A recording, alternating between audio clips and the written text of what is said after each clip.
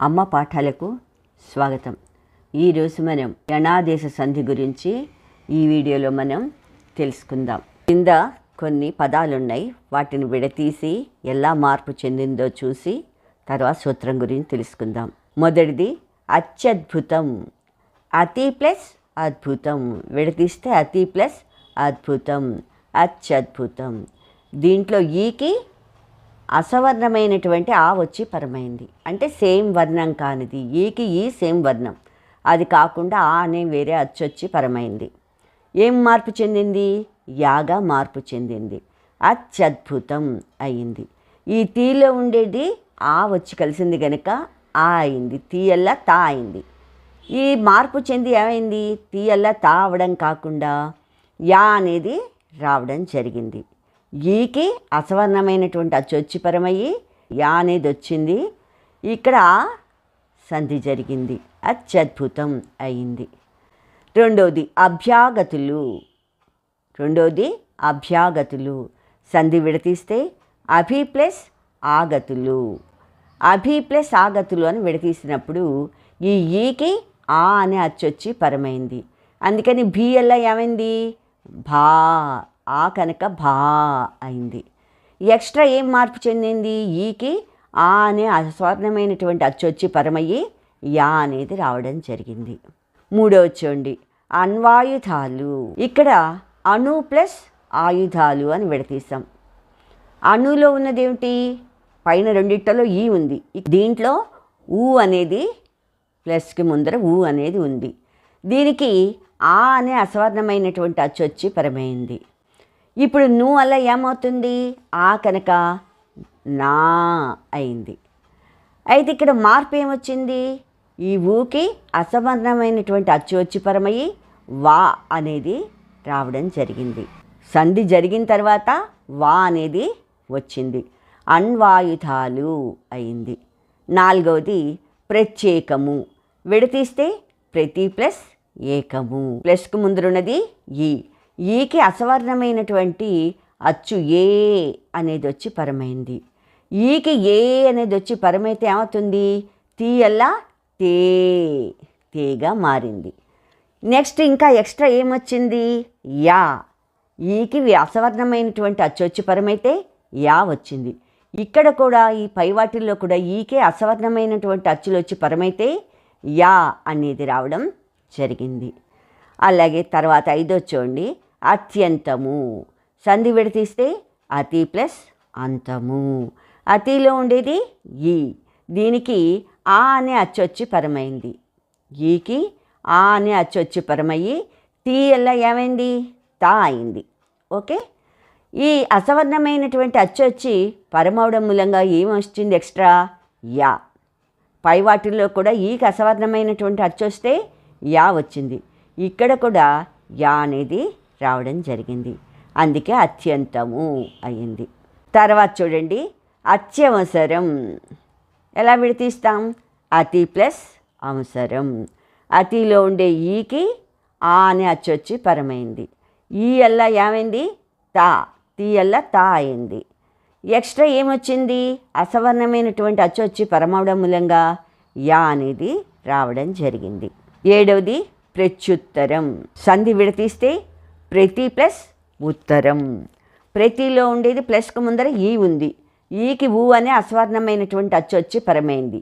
తీ అలా ఏమైపోయింది? తూగా మారింది. ఊ కనుక తూగా మారింది. ఎక్స్ట్రా ఏమొచ్చింది? యా అనేది రావడం జరిగింది. ఈకి అసవర్ణమైనటువంటి అచ్చొచ్చి పరమైతే యా అనేది వచ్చింది. సంధి జరిగి యా అనేది వచ్చింది. తర్వాత చూడండి, ఎనిమిదోది అణ్వస్త్రం. ఎలా విడతీయాలి? అణు ప్లస్ అస్త్రం, అణ్వస్త్రం. అణులో ఉన్నది ఊ, అణులో ఉన్నది ప్లస్కు ముందర ఊ. ఊకి ఆ అనే అసవర్ణమైనటువంటి అచ్చొచ్చి పరమైతే ఏమైంది? ను వల్ల నాగానే ఉండిపోయింది. ఎక్స్ట్రా ఏమొచ్చింది? వా అనే ఒత్తు వచ్చింది. ఎక్స్ట్రా వా అనే ఒత్తు వచ్చింది. అంటే ఉకారానికి అసవర్ణమైనటువంటి అచ్చొచ్చి పరమైతే వా అనేది రావడం, సంధి జరిగింది, వా అనే ఎక్స్ట్రా రావడం జరిగింది. తొమ్మిది చూడండి, గురువౌన్నత్యం. ఎలా విడతీస్తాం? గురు ప్లస్ ఔన్నత్యం. గురువులో ఉండేది ఊ. ఊకి ఔ అనేటటువంటి అసవర్ణమైనటువంటి అచ్చొచ్చి పరమైంది. అప్పుడు రు వల్ల ఏమైపోయింది? రౌ. రౌగా మారింది. ఈ ఊకి అసవర్ణమైనటువంటి అచ్చొచ్చి పరమవడం మూలంగా ఎక్స్ట్రా ఏమొచ్చింది? వా. వా అనేది వచ్చింది. ఈకి అసవర్ణమైనటువంటి అచ్చొచ్చి పరమైతే యా వచ్చింది. ఇక్కడ వీటిల్లో ఊ అనే దానికి అసవర్ణమైనటువంటి అచ్చొచ్చి పరమైతే వా అనేది రావడం జరిగింది. అలాగే ఇంకొన్ని ఉదాహరణలు చూద్దాం. 10ది గురువాజ్ఞ. ఎలా విడతీయాలి? గురు ప్లస్ ఆజ్ఞ. గురు రూలో ఉండే ఊకి ఆ అనేటటువంటి అసవర్ణమైనటువంటి అచ్చొచ్చి పరమైంది. ముందర సంధి జరిగింది. రూ వల్ల ఆ అనే అచ్చొచ్చి పరమైంది కనుక రా. రూ వల్ల రాగా మారింది. సంధి జరిగిన తర్వాత ఏమైంది? ఎక్స్ట్రా వా అనేది రావడం జరిగింది. అంటే ఊకి అసవర్ణమైనటువంటి అచ్చొచ్చి పరమైతే వా అనేది రావడం జరిగింది. తర్వాత మధ్వరి. మధు ప్లస్ అరి. మధులో ఉండేది ఊ. ఊకి ఆ అనే అసవర్ణమైనటువంటి అచ్చొచ్చి పరమైంది. పరమైతే దు వల్ల ఏమైంది? ధా. సంధి జరిగింది, ధా అయింది. ఎక్స్ట్రా ఏమొచ్చింది? వా వచ్చింది. ఊకి అసవర్ణమైనటువంటి అచ్చొచ్చి పరమై వా అనేది రావడం జరిగింది. 12ది పిత్రార్జితం. ఎలా విడతీయాలి? పితృ ప్లస్ ఆర్జితం. పితృలో ఉండేది రు. రూకి అసవర్ణమైనటువంటి ఆ అనే అచ్చొచ్చి పరమైంది. ముందర సంధి జరగాలి. తా అలా ఏమైంది? ఇక్కడ దీర్ఘమున్న ఆ కనుక తా. తా అయింది. ఈ రూకి అసవర్ణమైనటువంటి అచ్చొచ్చి పరమడం మూలంగా ఏం మార్పు చెందింది? రూ వల్ల రాగా మారిందనమాట. తర్వాత మాతృపదేశం. ఎలా విడతీయాలి? మాతృ ప్లస్ ఉపదేశం. మాతృలో ఉండేటటువంటి తాకి అసవర్ణమైనటువంటి అచ్చొచ్చి పరమైంది. సంధి జరిగింది. ఈ తాళ్ళ ఏమైంది? సంధి జరిగితే తూ అయింది. అరు. ఆ రుకారానికి అసవర్ణమైనటువంటి అచ్చొచ్చి పరమడం మూలంగా రా వచ్చి మాతృపదేశం అయింది. నెక్స్ట్ మాత్రాంశ. విడతీస్తే మాతృ ప్లస్ అంశ. మాతృలో ఉండేది తా ఉంది. తాకి ఆ కనుక మళ్ళా తాగానే ఉంటుంది. ఇక్కడ రుకారానికి అసవర్ణమైనటువంటి అచ్చొచ్చి పరమేటప్పుడు ఏమైంది? రాగా మార్పు చెందింది. మాత్రాంశ అయింది. ఇప్పుడు ఇవన్నీ చూశారు కదా, ఈ పదాలు మార్పులు చూశారు కదా. దీన్ని బట్టి సూత్రం ఏమిటి? ఈ ఊ రు అనేవి 3 చూసాం మనం. ఈ ఊరు అనేటటువంటి వాటికి ప్లస్కు ముందర ఈ ఊరులు ఉన్నాయి. ఈ ఊరులకు అసవర్ణమైనటువంటి అచ్చులు వచ్చి పరమైనప్పుడు క్రమంగా ఏం మార్పు చెందింది? ఈకి అసవర్ణమైన అచ్చు వచ్చి పరమైతే యాగా మారింది. ఊకి అసవర్ణమైనటువంటి అచ్చొచ్చి పరమైతే వాగా మారింది. అదే రూకి అసవర్ణమైనటువంటి అచ్చొచ్చి పరమైతే రాగా మారింది. అందుకని క్రమంగా ఏమయ్యాయి? యా వా రా అనేవి ఆదేశంగా వచ్చాయి. ఈ యావారాలను ఏమంటారు? ఎన్నులు అని అంటారు. ఈ ఎన్నులతో వచ్చిన సంధి కనుక ఈ సంధిని ఏమన్నారు? యణాదేశ సంధి అంటారు. అంటే ఎన్నులతో ఏర్పడినటువంటి సంధి కనుక దీనికి యణాదేశ సంధి అనే పేరు వచ్చిందనమాట. గుణ సంధి గురించి ఈ వీడియోలో మనం తెలుసుకుందాం. ఇక్కడ పదాలు ఇచ్చాడు, పదాలు ఎలా విడతీశాడో చూపించాడు, ఏం మార్పులు జరిగాయో మనం అబ్జర్వ్ చేద్దాం. సూత్రం గురించి తెలుసుకుందాం. మొదటి పదం గర్వోన్నతి. ఎలా విడతీస్తాం? గర్వ ప్లస్ ఉన్నతి. గర్వ ప్లస్ ఉన్నతి, గర్వోన్నతి. ఈ గర్వ ప్లస్ ఉన్నతి అన్నప్పుడు ఇక్కడ ఏముంది? ఆకి ఊ అనేటటువంటి అచ్చుచ్చి పరమైంది. అప్పుడు ఎలా మార్పు చెందింది? ఓగా మార్పు చెందింది. రెండోది చూడండి, వదాన్యోత్తముడు. వదాన్య ప్లస్ ఉత్తముడు, వదాన్యోత్తముడు. దీంట్లో ప్లస్కి ముందర ఏముంది? వదాన్య అన్నప్పుడు ఆ ఉంది. ఆకి ఊ అనేటటువంటి అచ్చొచ్చి పరమైంది. పై దాంట్లో కూడా రాలో ఆ ఉంది. ఆకి ఊ అనే అచ్చొచ్చి పరమైంది. దీంట్లో కూడా వదాన్య అన్నప్పుడు ఆ ఉంది. ఆకి ఊ అనే అచ్చొచ్చి పరమైంది. పరమైతే ఏమైంది? ఓగా మారింది. పైన కూడా ఓగా మార్పు చెందింది. అప్పుడు వదాన్య ప్లస్ ఉత్తముడు ఏమైంది? వదాన్యోత్తముడు అయింది. మూడవ చూడండి, మానవకోత్తమ. విడతీస్తే మానవక ప్లస్ ఉత్తమ. దీంట్లో ఉండేటటువంటి ఆకి ఊ అనే అచ్చొచ్చి పరమయ్యి ఎలా చెందింది? ఓగా మార్పు చెందింది. అంటే ఆకి ఊ పరమైతే ఓగా మార్పు చెందింది. అందుకే మానవక ప్లస్ ఉత్తమ మానవ కోత్తమ, ఓ వచ్చింది మానవ కోత్తమ. నెక్స్ట్ దానవేంద్రుడు, దానవ ప్లస్ ఇంద్రుడు. దానవాలో ఉన్నది ఆకి ఈ అనే అచ్చు వచ్చి పరమైంది. ఆకి ఈ అనే అచ్చు పరమైతే ఏమైంది? ఇంతకు ముందంతా ఊ పరమైతే ఓగా మారింది. ఇప్పుడు ఈ పరమైతే ఎలా మారింది? ఏగా మారింది. దానవ ప్లస్ ఇంద్రుడు దానవేంద్రుడు అయింది. ఐదోది సీమోల్లంఘనం, సీమా ప్లస్ ఉల్లంఘనం. సీమాలో ఉన్నది ఆకి ఊ అనే అచ్చొచ్చి పరమైంది. ఊ పరమైతే ఏమవుతోంది? ఓగా మార్పు చెందుతోంది. అందుకని ఇక్కడ సీమ అల్లా సీమోల్లంఘనం అయింది. తర్వాత నవోదయం, నవా ప్లస్ ఉదయం. దీంట్లో కూడా ఆకి ఊ అనే అచ్చొచ్చి పరమైతే ఓగా మార్పు చెందింది. నవ అల్లా నవోదయం అయింది. సత్యోక్తి, సత్య ప్లస్ ఉక్తి. సత్యాలో ఉండేది ఆకి మళ్ళా ఊ అనే అచ్చొచ్చి పరమైంది. ఆకి ఊ పరమైతే ఓగా మార్పు చెందుతుంది. సత్యోక్తి అయింది. తర్వాతది ఆనందోత్సాహాలు, ఆనంద ప్లస్ ఉత్సాహాలు. దీంట్లో కూడా ఆకి ఊ అనే అచ్చొచ్చి పరమై ఓగా మార్పు చెందింది. దాల్లా దోగా మారి ఆనందోత్సాహాలు అయింది.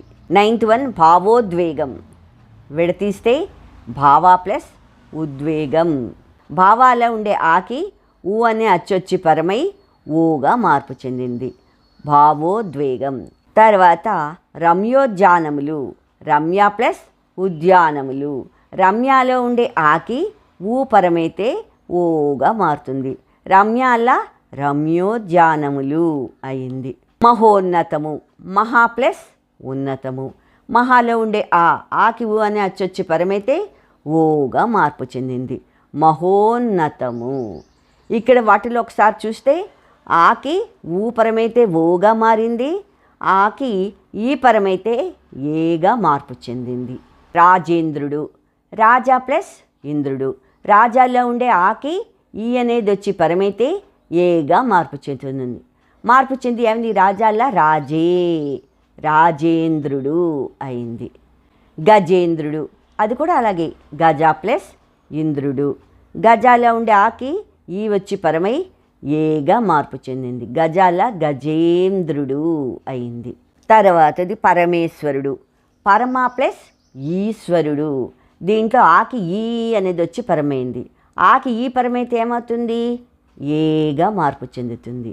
పరమేశ్వరుడు అయింది. 15వది సర్వేశ్వరుడు, సర్వ ప్లస్ ఈశ్వరుడు. ఆకి ఈ అనేది వచ్చి పరమై ఏగా మార్పు చెందింది. సర్వేశ్వరుడు. వసంతోత్సవం, వసంత ప్లస్ ఉత్సవం, వసంతోత్సవం. వసంతాలో ఉండే ఆకి ఊ అనేటటువంటి అచ్చొచ్చి పరమై ఓగా మార్పు చెందింది. వసంతోత్సవం అయింది. 17వది గంగోదకం, గంగా ప్లస్ ఉదకం. ఆకి ఊ పరమై ఓగా మార్పు చెంది గంగోదకం అయింది. దేవర్షి, దేవ ప్లస్ ఋషి. ఇక్కడ ఆకి రూపరమైంది. ఆకి రూపరమైతే ఏమైంది? అర్గా మార్పు చెందింది. దేవర్షి అయింది. తర్వాత మహర్షి, మహా ప్లస్ ఋషి. ఆకి మళ్ళా రూపరమైతే అర్గా మార్పు చెంది మహర్షి అయింది. రాజర్షి, రాజా ప్లస్ ఋషి. రాజాకి ఆకి రూపరమై రాజా ప్లస్ ప్లస్ షి, రాజర్షి. అలాగే బ్రహ్మర్షి, బ్రహ్మ ప్లస్ ఋషి, బ్రహ్మ ప్లస్ ప్లస్ షి, బ్రహ్మర్షి.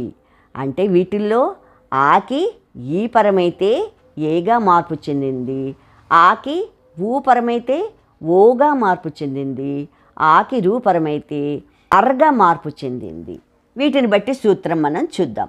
అకారానికి ఈ కానీ ఊ కానీ రూ కానీ పరమైతే ఆకి ఈ పరమైతే ఏగాను, ఆకి ఊ పరమైతే ఓగాను, ఆకి రూ పరమైతే అర్రగాను మార్పులు చెందుతాయి.